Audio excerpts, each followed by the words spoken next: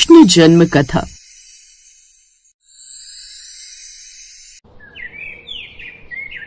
राजा उग्रसेन मथुरा के राजा थे। उनके पुत्र का नाम कंस और पुत्री का नाम देवकी था। कंस बहुत अत्याचारी था और अपने हठ के कारण उसने अपने पिता को ही राजगद्दी से उतार दिया और खुद मथुरा का नरेश बन बैठा। वह एक कठोर, निर्दय और क्रूर व्यक्ति था। मथुरा में हर कोई उसकी क्रूर और दुष्ट प्रकृति से डरता था। लेकिन एक व्यक्ति था जिसे कंस प्यार करता था और वह थी उसकी बहन देवकी। फिर कुछ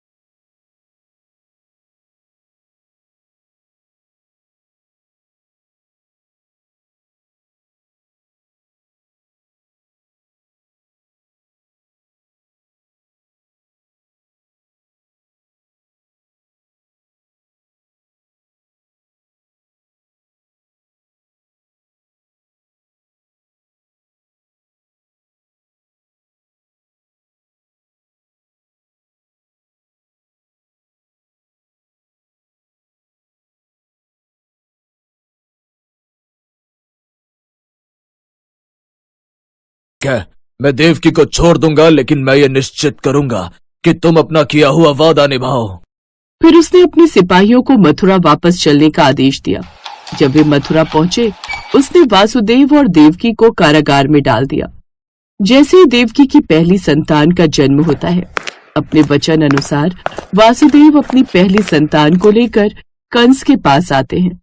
बालक को देखते ही कंस के मन में ममता के भाव आ जाते हैं। कंस सोचता है, भला इस मासूम बच्चे ने मेरा क्या बिगाड़ा है? मुझे तो खतरा 8वीं संतान से है। कंस का मन बदल जाता है।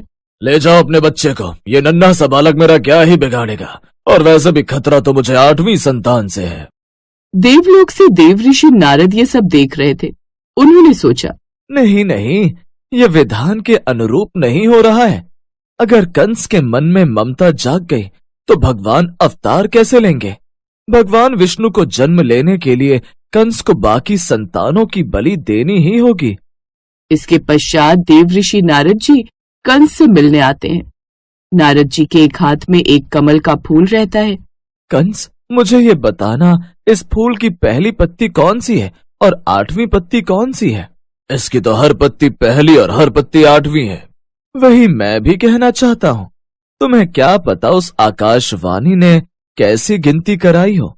ऐसा भी तो हो सकता है इस कमल के फूल की तरह पहली संतान ही 8वीं संतान हो। ये सुनकर कंस कारागार में जाता है।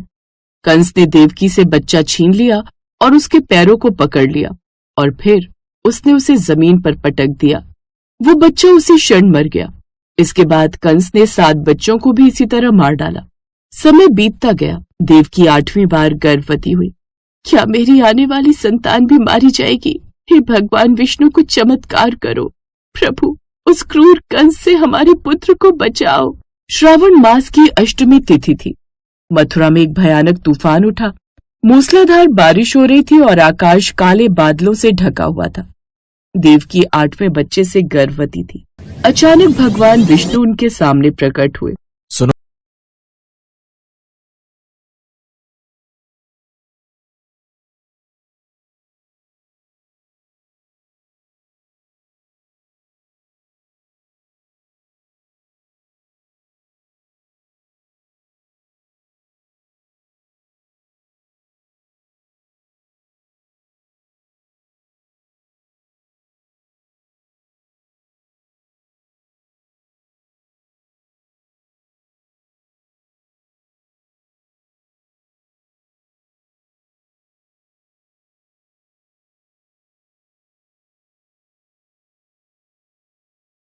वासुदेव के पीछे शेषनाग थे, जो भगवान विष्णु के सिरहाने वैकुंठ में रहते थे।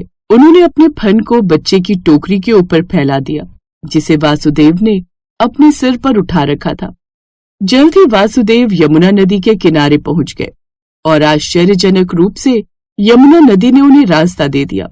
वासुदेव गोकुल पहुंचे, जहां नंद की पत्नी यशोदा ने अभी अभी एक कन्या को जन्म दिया था।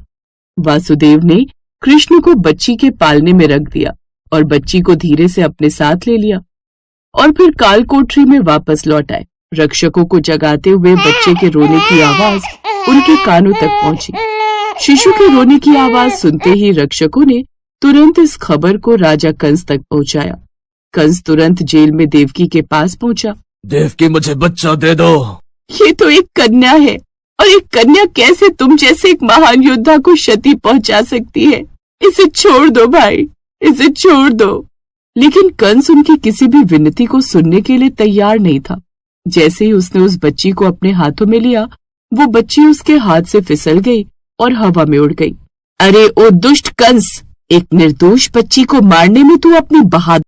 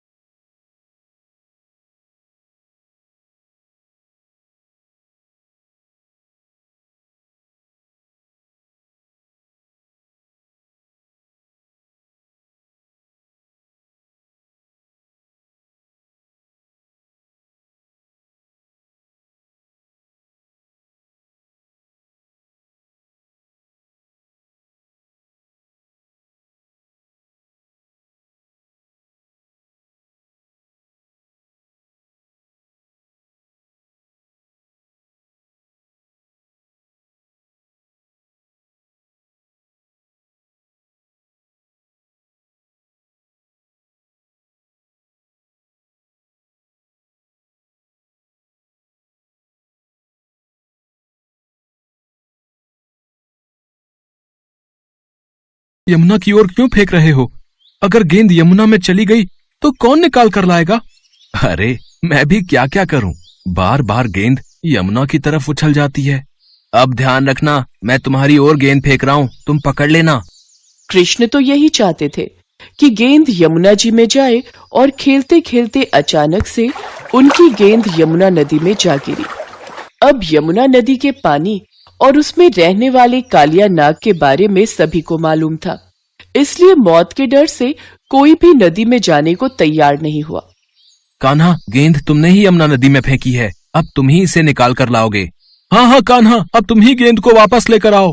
पर यमुना नदी में तो कालिया नाग रहता है, सुना है वो बहुत विशाल है। अगर कान्हा यमुना नदी में गया तो कालिया नाग कान्हा को खा जाएगा। घबराओ नहीं, कालिया नाग मेरा कुछ नहीं बिगाड़ सकता। तुम सब यहीं ठहरो, मैं गेंद लेकर आता हूँ। कान्हा के सभी मित्र उन्हें यमुना में जाने से रोकते रहे, पर भगवान कृष्ण नहीं माने। वो कदम के वृक्ष के ऊपर चढ़े और नदी में छलांग लगा दी। सभी बच्चे डर के मारे भागे भागे नंद यशोदा के घर पहुंचे और सारी बात बताई।